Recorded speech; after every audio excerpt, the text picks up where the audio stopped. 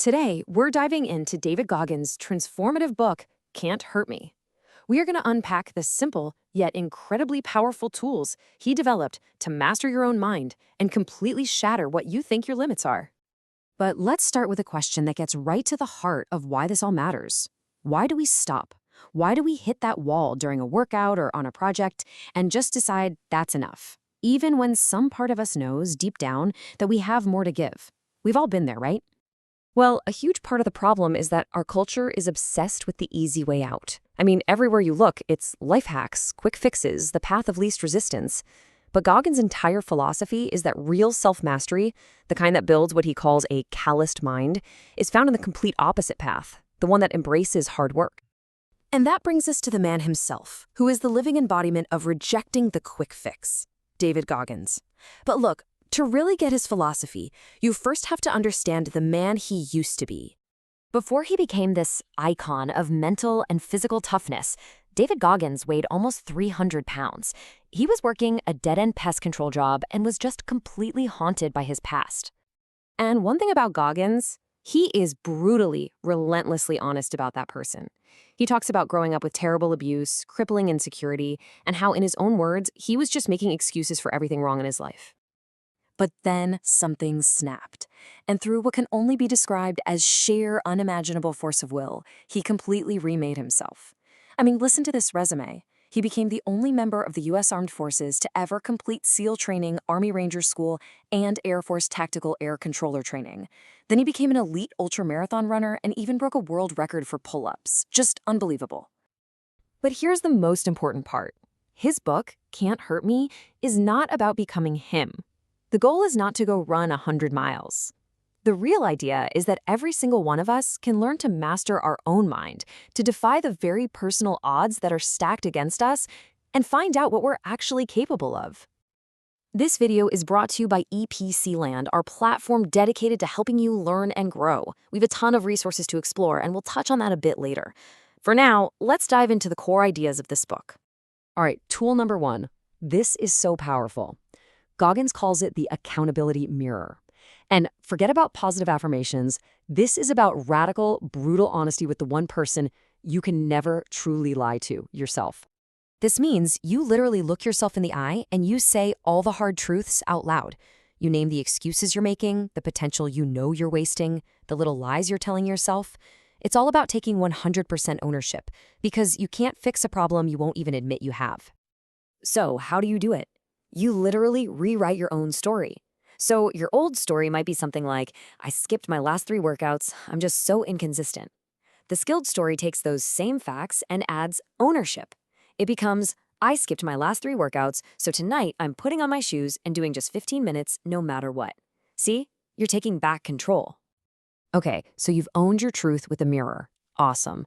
But what happens when you're in the middle of a challenge and your brain is just screaming at you to quit? Well, for that, Goggins gives us the cookie jar. And no, it's not about rewarding yourself with an actual cookie. Think of it as a mental bank of all your toughest wins. Every single time you overcame a huge obstacle, every time you pushed through when you wanted to quit, every single thing you've ever conquered in your life. You write them down, you remember them, and you put them in your mental cookie jar.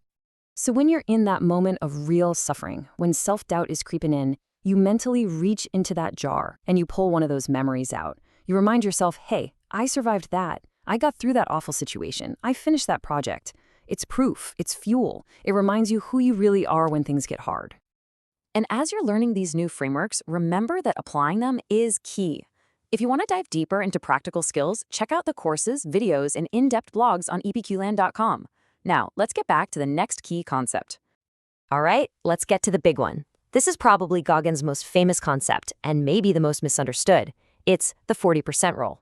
So here's the idea. When your mind is screaming at you that you are done, that you have nothing left to give, you are really only at about 40% of your actual capacity. Your brain is just trying to protect you, to conserve energy.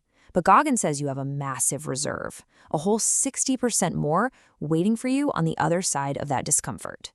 Now, the key here isn't to go out and immediately try to run an ultramarathon. No, it's about gently but consistently pushing just a little bit past that voice that tells you to stop.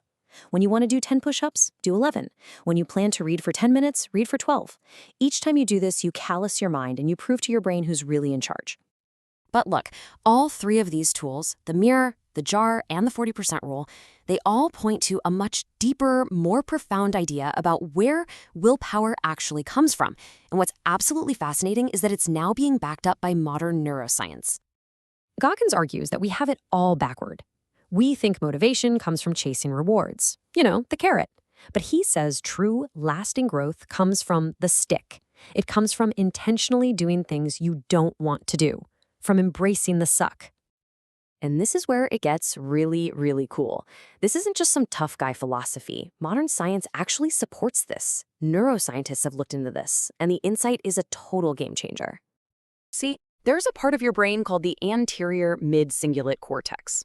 You can just think of it as your willpower muscle. And studies show that when you deliberately do something you don't feel like doing, taking a cold shower, doing that tough workout, making that difficult phone call, this part of your brain physically gets bigger. That friction, that suck, is literally like weightlifting for your willpower. But, and this is so important, just like any other muscle in your body, it's a use it or lose it skill. If you stop seeking discomfort, if you always take the easy way out, that willpower muscle will actually shrink. It needs constant, deliberate work to stay strong. So, for a quick recap, 1. Use the accountability mirror to own your truth. 2. Fill up your cookie jar to fuel yourself with past wins. 3. Remember the 40% rule to push past your mental limits. And 4. Build real willpower by embracing the stick and doing hard things on purpose. All of this really leaves us with one final, powerful question to think about. Who could you become if you finally stopped negotiating with weakness?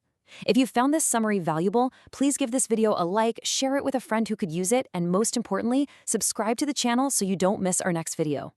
And we'd love to know in the comments, what's one hard thing you're going to do this week?